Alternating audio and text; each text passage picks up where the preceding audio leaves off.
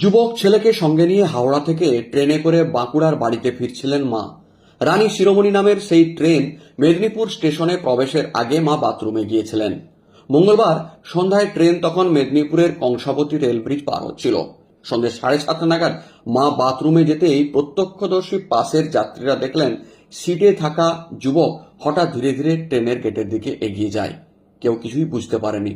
হঠাৎ করেই যুবক ট্রেনের গেট থেকে একেবারে বাইরে ঝাঁপ দিয়ে দেয়। হুলুস থুলুস কাণ্ড বেঁধে যায়।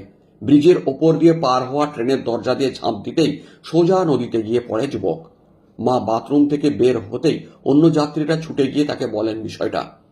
ট্রেন মেদিনীপুর স্টেশনে প্রবেশ করতেই ছুটে গিয়ে কিংকর্তব্য বিমূঢ় মা জিআরপি ও আরপিএফকে বিষয়টা কাঁদতে কাঁদতে বলেন।